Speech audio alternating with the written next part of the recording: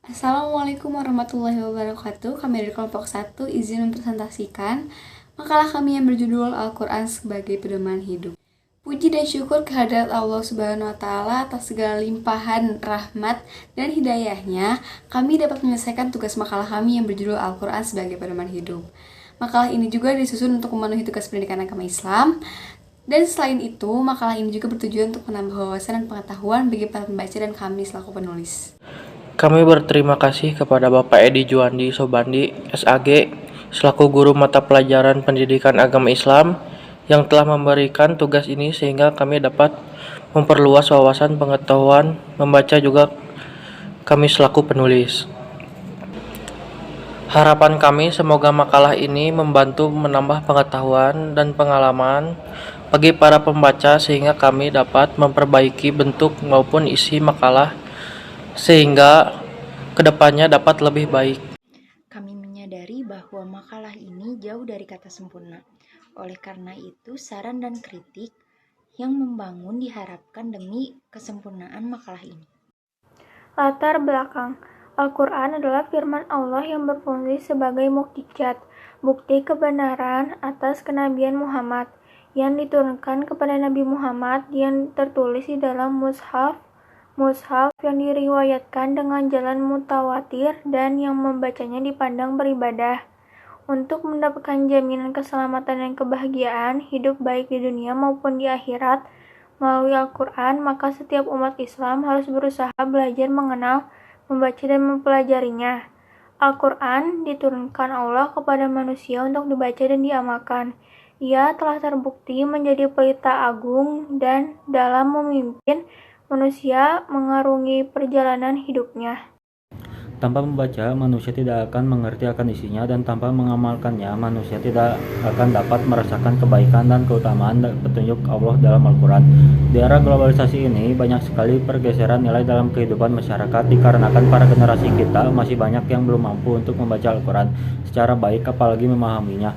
Oleh karena itu, sebagai orang tua harus mengusahakan sedini mungkin untuk mendidik dan membiasakan membaca Al-Quran. Dengan membaca Al-Quran atau mendengarkan bacaan Al-Quran dengan hikmah serta meresapinya, isi niscaya akan mendapat petunjuk dari Allah Subhanahu wa Ta'ala serta dapat menenangkan hati. Itulah yang dinamakan rahmat dari Allah Subhanahu wa Ta'ala.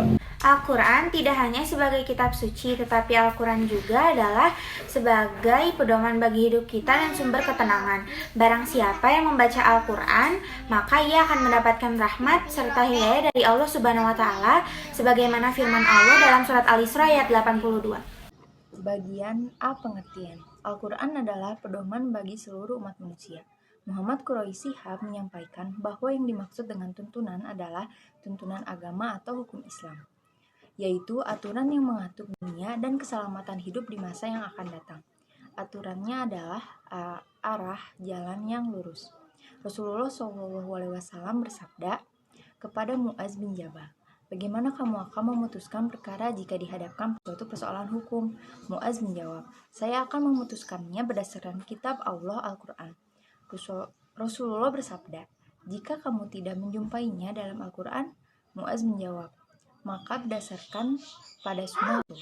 Rasulullah bersabda, "Jika tidak menjumpainya juga dalam sunnah Rasul?" Muaz menjawab, "Saya akan berijtihad berdasarkan akal pikiran saya." Hadis riwayat Imam Abu Daud. Fungsi Al-Quran. Al-Quran menjadi petunjuk bagi manusia secara umum, petunjuk bagi orang-orang yang bertakwa, dan petunjuk bagi orang-orang yang beriman. Fungsi Al-Quran sebagai pemisah adalah dapat memisahkan antara hak dan yang batil, atau antara yang benar dan yang salah. Pentingnya mengimani Al-Quran. Iman kepada kitab Allah Subhanahu wa Ta'ala artinya meyakini sepenuh hati bahwa Allah Subhanahu wa Ta'ala telah menurunkan kitab kepada nabi atau rasul yang berisi wahyu untuk disampaikan kepada seluruh umat manusia. Di dalam Al-Quran disebutkan bahwa ada 4 kitab Allah Subhanahu wa Ta'ala yang diturunkan kepada para nabinya, yaitu Taurat diturunkan kepada Nabi Musa alaihissalam, Zabur diturunkan kepada Nabi Daud alaihissalam, Injil diturunkan kepada Nabi Isa alaihissalam, dan Al-Quran diturunkan kepada Nabi Muhammad SAW. Allah berfirman dalam surat Al-Maidah ayat 48. Quran surat Al-Maidah ayat 48 yang bunyinya, A'udzubillahi minasyaitonirrajim. Bismillahirrahmanirrahim. Wa anzalna ilaikal kitaba bil haqqi musaddiqan lima baina yadayhi minal kitabi wa muhaiminan alaihi. Fahkum bainahum bima anzalallahu wa la tattabi ahwa'ahum amma ja'aka minal haqq. Likullin ja'alna minkum syiratan wa minhajja. Walau sya'allahu laja'alakum ummatan wahidatan walakin liyabluwakum fima atta'akum fastabiqul khairat ilallahi marji'ukum jami'an fayunabbi'ukum bima kuntum fihi takhlifun. Sadaqallahul azim. Dan kami telah menurunkan kitab Al-Quran kepadamu Muhammad dengan membawa kebenaran, yang membenarkan kitab-kitab yang diturunkan sebelumnya dan menjaganya. Maka putuskanlah perkara mereka menurut apa yang diturunkan Allah, dan janganlah engkau mengikuti keinginan mereka dengan meninggalkan kebenaran yang telah datang kepadamu.